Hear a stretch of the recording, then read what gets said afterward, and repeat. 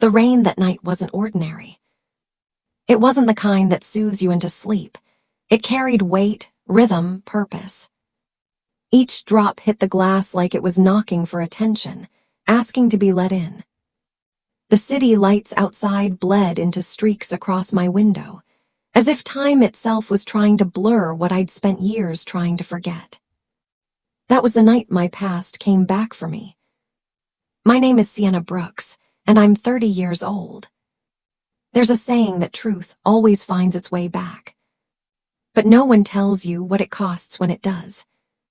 For years, I lived quietly, a financial analyst at a mid-tier Chicago firm, the kind of job that demands your sanity but pays just enough to make you stay.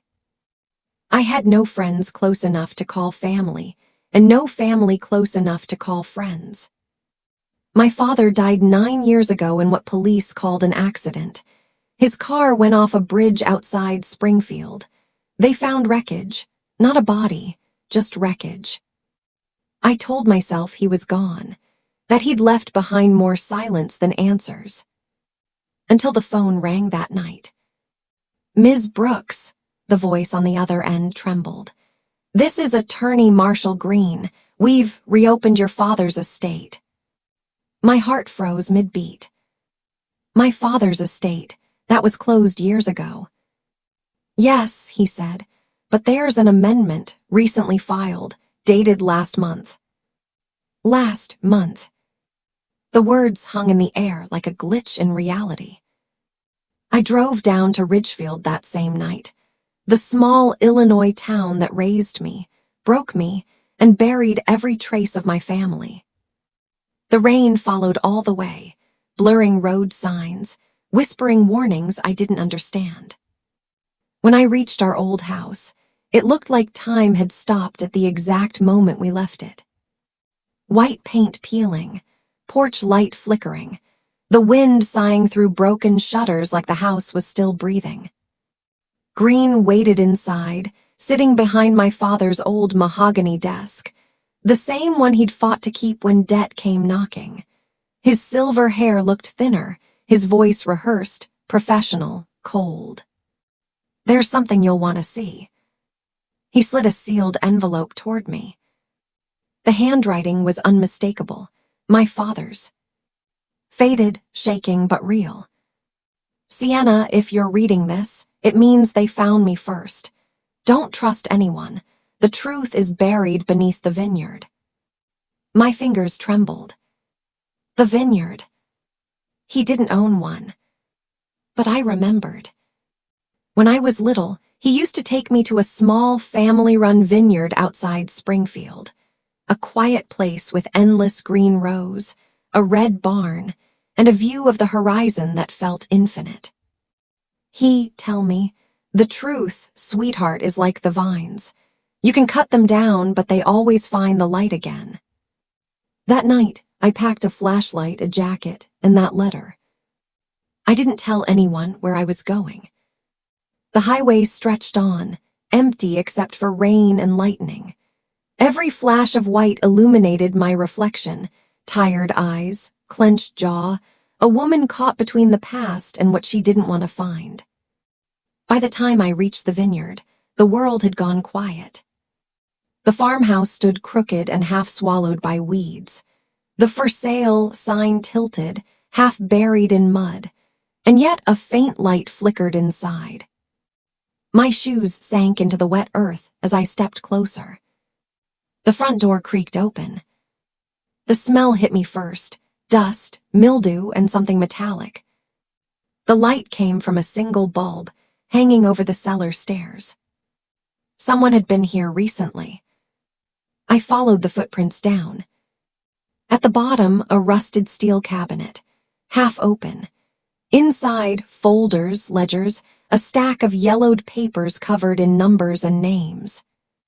When I pulled one out, the name at the top made my blood run cold. Haverson Corporation. The same company that bought out my father's firm months before he died. My hand shook as I flipped through the pages.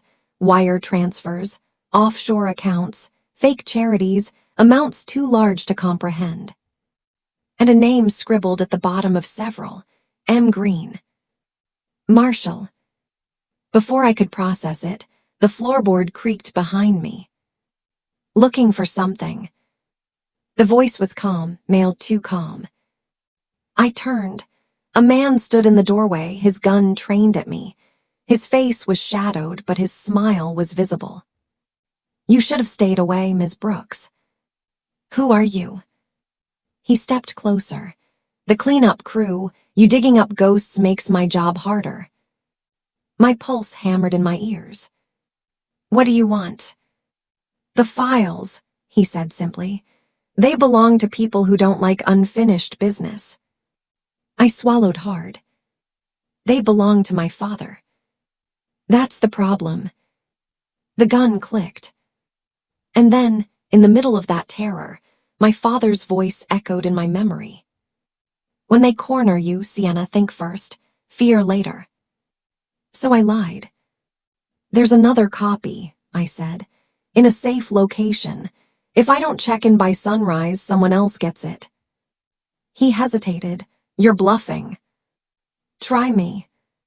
That second of doubt was all I needed. I swung my flashlight, the metal cracked his wrist, and the gun flew out of his hand. I ran. The rain outside swallowed my scream. My boots hit mud, my breath tearing through my lungs. I could still hear him behind me, shouting, cursing, searching. Then headlights. Freeze! A woman's voice cut through the storm. Not him. Detective Laura Keene. The same officer who'd handled my father's case 9 years ago. She lowered her weapon as she saw my face. Sienna Brooks, you've got some explaining to do. Inside the patrol car, I told her everything, the letter, the vineyard, the man, the files. When I said my father's name, her expression shifted.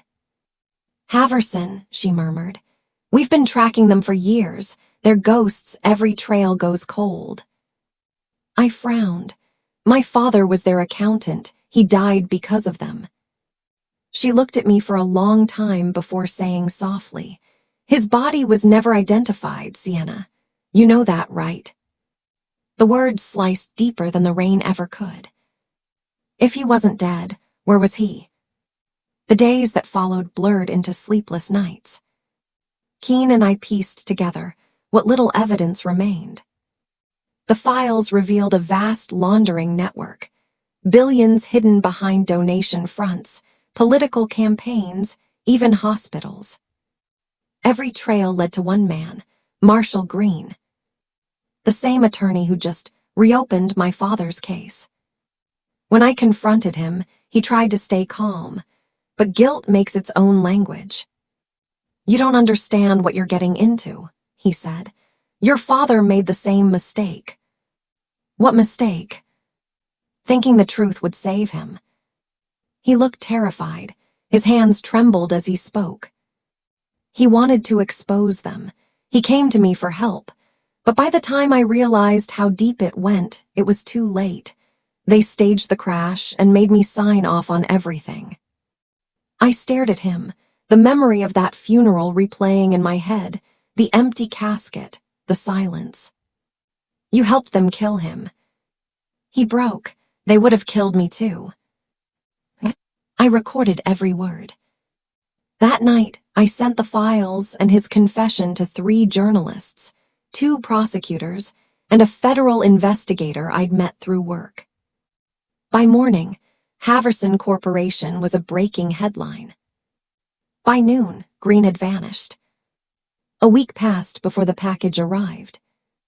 Plain brown box, no return address. Inside, a single photograph. My father, standing in front of the same vineyard. Older, thinner but alive. The photo was dated 2 months ago. I stared at it until the room blurred. The scar on his cheek, the same one I kissed when I was 5, was still there. He was out there, watching, waiting. For what I didn't know. Maybe for me to uncover enough of the truth to be worth finding. Maybe to see if I could survive what he couldn't. That night, I returned to the vineyard. The sky was bruised with thunder, the wind slicing through the vines like whispers. The cellar was empty now, the files gone, the air still humming with ghosts. I walked to the edge of the property, where the vines met the road. The same spot he used to stand, pointing at the horizon. He once told me, "Every truth has a root, Sienna. You can dig it up or let it rot." Now I understood what he meant. I wasn't supposed to find closure. I was supposed to continue the fight. A single car drove by black-tinted windows. It slowed near me, paused for a second too long, then vanished into the rain. I smiled faintly. Maybe he was in that car. Maybe it was a warning. Maybe both. But I wasn't running anymore. Because silence had stolen enough from me, my childhood, my father, my peace. Now it was my weapon. If the truth was buried beneath the vineyard, I'd make sure the world dug it up, one root at a time. Days later, my name appeared in small print beneath national headlines. Haverson Corporation, under federal investigation. New evidence emerges in 9-year financial scandal. Anonymous source leads to arrests in Chicago. I didn't need credit. I didn't want it. All I wanted was one thing, for my father's name to mean something again. And then, one morning, as I walked to my car, a note was tucked under the wiper. "You did good, kid." No signature. But I didn't need one. The handwriting was the same as the letter that started it all. The rain returned that night. It always does, when stories like this end or begin again. I sat by my window, watching the city blur, the sky hum. And for the first time in 9 years, I didn't feel alone. Because somewhere out there, a man with my father's eyes was watching too, proud, maybe even free. The truth had found its way back. But it didn't come for peace. It came for redemption. And for me, that was enough.